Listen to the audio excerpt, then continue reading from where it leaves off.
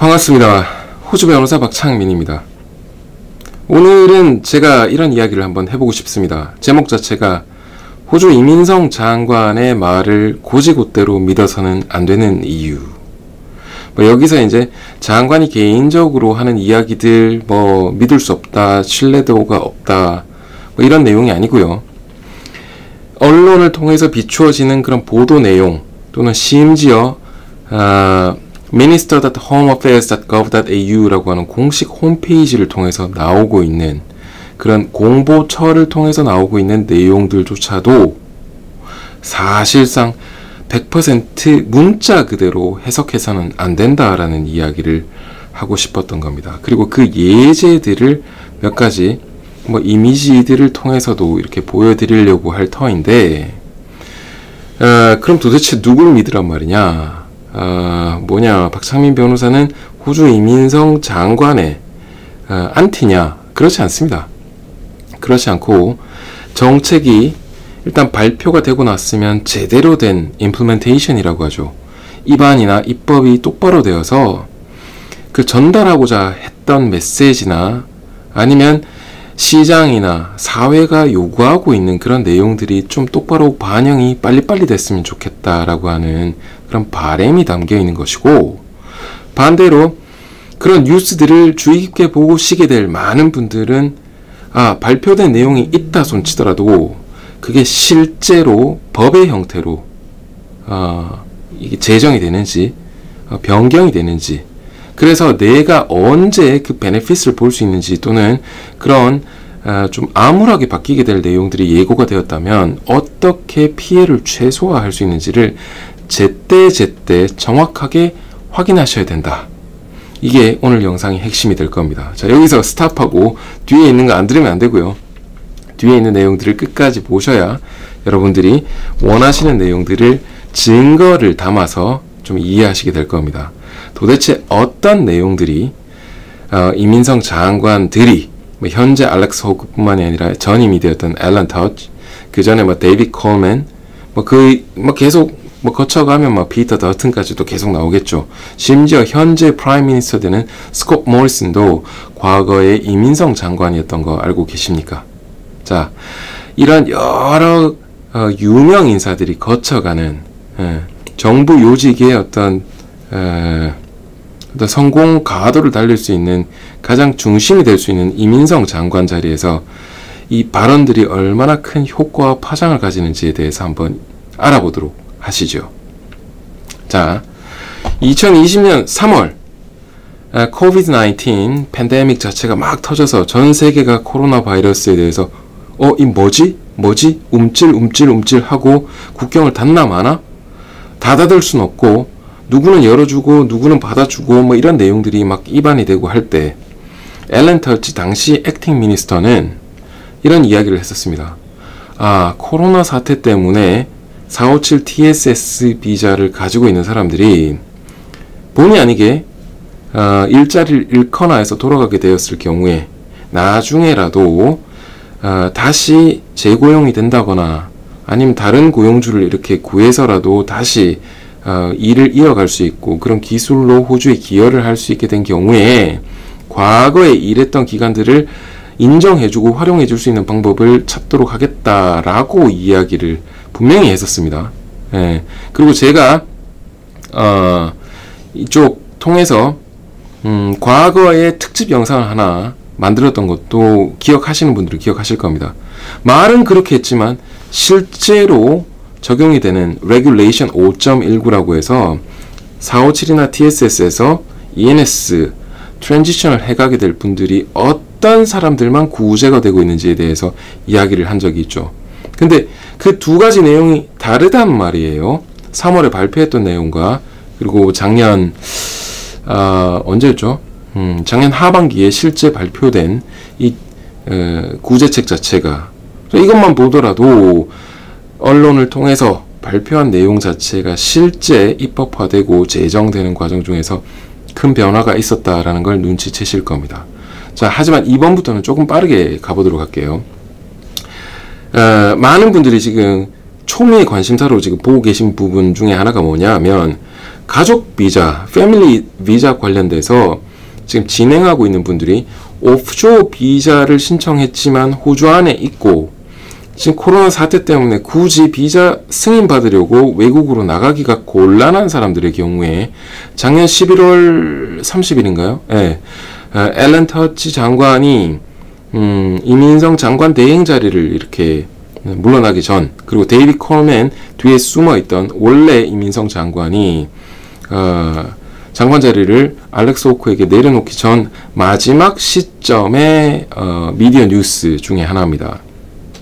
이런 가족 비자를 신청하고 대기하고 있는 사람들 중에서 이민성에서는 뭐라고 얘기했냐 하면 뭐 파트너 비자, 뭐 페어런트 비자, 차일드 비자 뭐 이런 비자들을 신청한 분들이 오프쇼어 비자, 즉 바깥에 있어야만 비자가 승인될 수 있지만 호주 안에 있는 경우에 호주 안에서도 비자가 승인될 수 있도록 선처와 조치를 취하겠다라고 발표했습니다.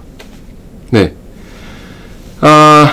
그랬는데 실제로 벌어지는 내용들은 뭐냐면요.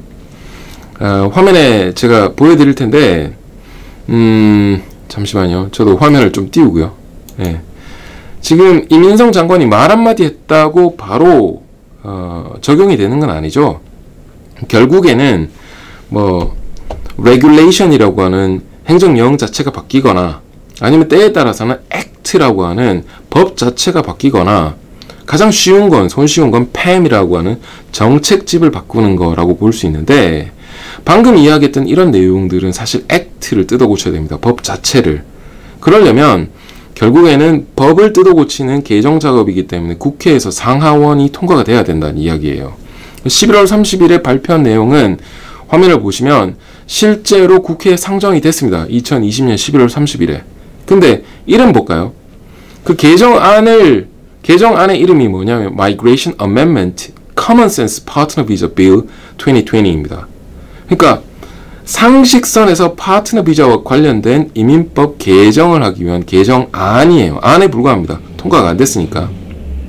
근데 상식선에서 파트너 비자만 해주기로 했다라는 거예요.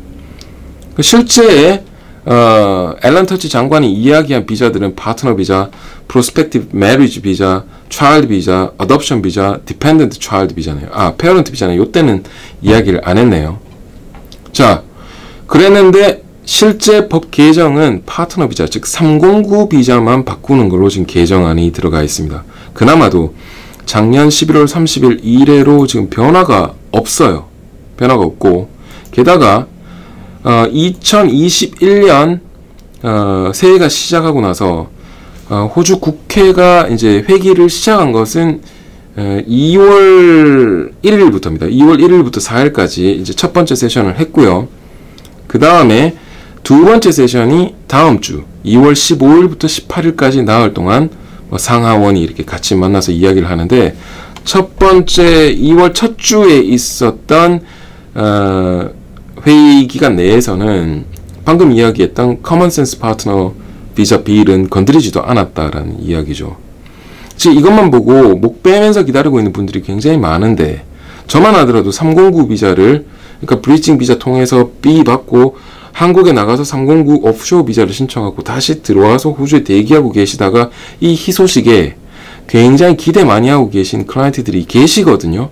그런데 통과해줘야 뭐 베네핏을 볼 거 아닙니까? 통과가 안 되고 말만 지금 뱉어놓은 거다 이거죠. 게다가 나머지 차일드 비자, 디펜던트 차일드 비자, 뭐 어덥션 비자 이거 다 어떡할 건데요?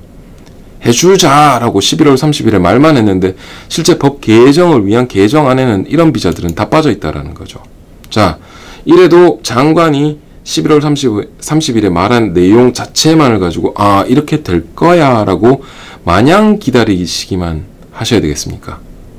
그게 답이 아니죠. 게다가 하나 더 보여드릴게요. 이쪽을 보시면 지금 멜번 패밀리가 오프쇼어 비자를 승인받기 위해서 심지어 프라이빗 제트를 통해서 뉴질랜드까지 날아가겠다라고 하는 SBS 뉴스에서 굉장히 심층적으로 때린 뉴스입니다. 이게 1월 15일 뉴스인데요. 그러고 나서 실제로 지금 보면 지금 신임 이민성 장관이죠. 알렉스 호크 장관이 2021년 1월 28일에 보시면 Parent visa applicants to remain onshore during COVID-19 이라고 해서 드디어 SBS 뉴스가 1월 15일 날 때렸던 이 기사에 반응을 해서 뭔가 해주겠다라고 말은 했는데 말만 한 거에 불과해요. 아직 법 개정 자체는 요원합니다. 3월까지 뭔가를 해보겠다라고 지금 발표는 했는데 돼야 되는 거죠. 그죠? 아직까지는 그런 움직임 자체가 보이지 않습니다. 심지어 빌이라고 하는 개정안조차도 아까 보신 Common Sense 파트너 비자 빌이라고 하는 이런 거조차도 페어런트 관련돼서 올라가지 않았어요. 좀 덜 상식적인가 보죠. 예.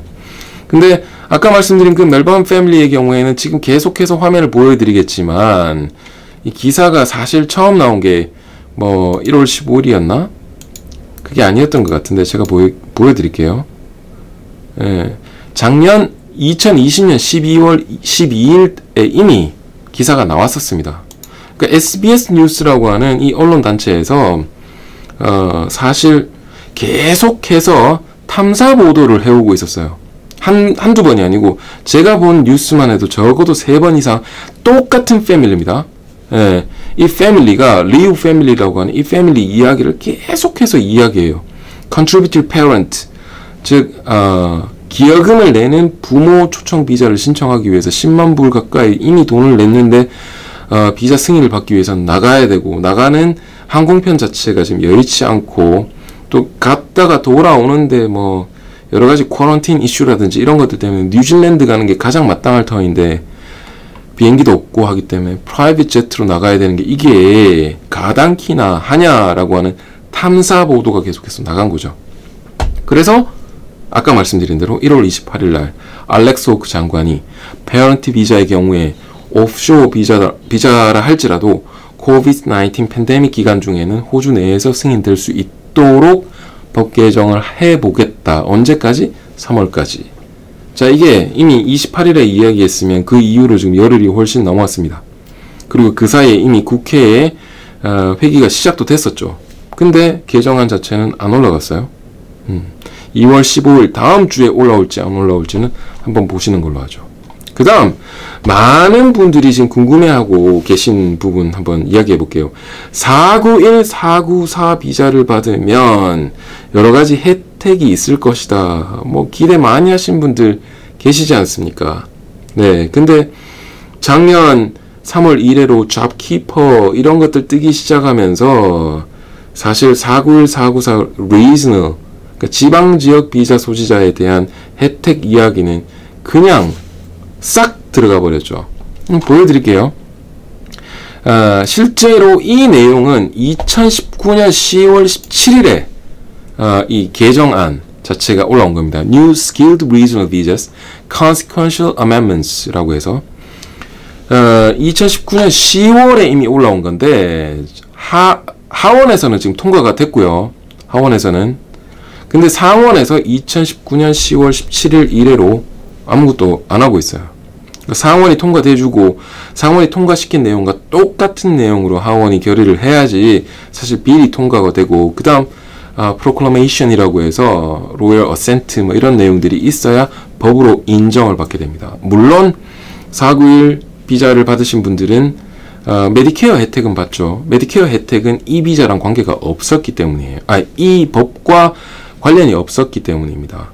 근데 이 법은 실제로 뭐 인컴 텍스 관련된 액트부터 시작해서 굉장히 많은 내용을 지금 뜯어 고치는 게 목적입니다. 제가 지금 얼핏 보더라도 고쳐야 되는 게 A New Tax System, Disability Services Act, Fair Entitlements Guarantee Act. 이건 뭐냐 하면 지방지역 비자를 가지고 있는 사람들이 해고됐을 때 뭐 덜 받은 돈을 이제 돌려받는 것들. Higher Education Support Act, National Disability Insurance Scheme Act, Paid Parental Leave Act, Social Security Act. 지금 뭐 말씀드린 2, 4, 6, 7개의 법을 이렇게 개정하도록 만들어 놓은 게 이 개정안인데 안 됐어요. 진행이 안 됐어. 그러니까 뭐 받을 수 있는 게 거의 없다라고 보시면 됩니다. 이미 491 비자, 494 비자 받아서 대기하고 계시고 소득을 53,900불 이상 맞춰서 2022년 11월 16일 이후에 191 비자 신청해서 영주권자가 되겠다. 좀 그걸 위해서 준비하고 계신 분들이 많이 계시잖아요. 예. 이미 기다리는 걸로 치자면 491 비자를 빨리 받으신 분들은 2020년 1, 2월에 이미 비자 승인을 받으셨으니까 1년 넘는 기간 동안 기대하고 고대하던 그런 베네핏 자체를 전혀 못 보고 있다라는 겁니다. 왜? 장관은 말은 했지만 뉴스를 통해서 다 보도가 되었지만 실제 법이 통과가 안 됐다. 이런 어이없는 손발이 안 맞는 시츄에이션 때문이죠. 뭔가 말을 했으면 똑바로 들어주는 그런 그 손발이 맞는 서포트 체계가 좀 만들어졌으면 좋겠습니다. 특히나 이민은 사람의 일생과 생활을 좌지우지할 수 있는 굉장히 중요한 분야지 않습니까? 게다가 얼마나 많은 사람들이 그 초미의 관심사로 말 한마디 한마디에 지금 귀를 기울이고 있는데 이렇게 늑장 처리를 하는 것은 바람직하지 않다라고 생각을 합니다. 예. 자, 마지막으로 이제 결론 들어가 보도록 할게요. 결론은 이민성 장관 또는 뭐 이민성 장관뿐만이 아니에요. 고용처 관련된 부서의 장관들도 미디어나 이런 곳을 통해서 인터뷰를 진행할 때 내용을 좀 제발 주의 깊게 살펴보고 보좌진과 그 다음에 입법 활동을 해야 되는 드래프팅 퍼슨들하고 미리 상의를 좀 한 다음에 정책으로 실제 공식화될 수 있는 내용들만 구체적으로 이야기를 해줬으면 좋겠습니다. 예를 들어 뭐 파트너 비자뿐만이 아니라 차일드 비자 다 해줄 것처럼 이야기하고 뭐 커먼 센스 파트너 비자 빌이라고 해서 파트너만 달랑 해버리면 나머지 어떡합니까? 그죠? 그 다음에 오프쇼어 비자들 페어런트 비자조차도 팬데믹 기간 중에는 호주 안에서 승인되도록 해줄게. 그럼 제발 거기 맞춰서 입법 개정들이 똑바로 벌어져야 되죠. 그죠? 두 번째로는 이민법 자체가 정말 복잡합니다. 장관이 아무리 해주고 싶어도 법안을 뜯어 고치는 작업 자체가 이론적으로 가능하고 현실성 있어야 되거든요. 제가 예전에 457 TSS 비자를 가진 사람들이 구제를 받도록 해주겠다. 이거는 레귤레이션 5.19를 완전히 뒤바꿔야 되는 거기 때문에 정말 어려운 건데 어떻게 저렇게 자신있게 말을 던지지? 아니나 다를까. 실제 혜택을 앞두고 나온 레귤레이션 5.19의 개정판은 전혀 그때 이야기한 내용들을 다루고 있지 않아요. 잠시 TSS 기간 도중에 일을 쉬었는 경우에 그래도 해고된 게 아니라면 그 기간을 일한 걸로 인정해주겠다. 일을 파트타임으로 줄여서 했어도 풀타임 한 걸로 간주해주겠다. 이런 내용들에 불과합니다. 나머지 잘려서 갔다가 다시 돌아왔을 때 이전 기간을 이어주고 이런 내용은 없죠. 자, 세 번째. 유튜브나 블로그 이런 곳들을 통해서 들은 내용들을 100% 믿지 마십시오. 그건 제가 올려놓은 것도 마찬가지입니다. 왜냐하면 그 올려놓은 시점이 언제냐에 따라서 그 이후로 바뀌었을 수도 있겠고 발표된 내용을 설명했지만 실제로 법이 개정이 이루어지는 과정 중에서 발표된 내용을 온전하게 이루고 있지 않은 경우들도 이제까지 이야기했지 않습니까? 그런 예들은 비일비재하거든요. 네. 심지어 박창민 변호사 유튜브 공간에 있는 내용들도 여러분들 그냥 듣고 참고하셔서 내 상황에 지금 현재는 어떠냐에 대해서 반드시 확인을 하셔야 될 필요가 있습니다. 마지막 네 번째로는 결국 내 비자, 내 가족들의 비자 이런 것들을 준비하고 실제 실행에 옮기셔야 될 거 아닙니까? 그렇기 때문에 그 시점에 나에게 가장 적용될 만한 그 중요한 시점에 그 법이 어떻게 의미를 가지고 무엇을 어떤 방향으로 준비해야 되고 증거는 어떻게 해야 되는지에 대해서 정말 명확한 법률 검토와 법률 조언을 받으시길 바랍니다. 네. 이 정도 하도록 할게요. 네. 들어가세요.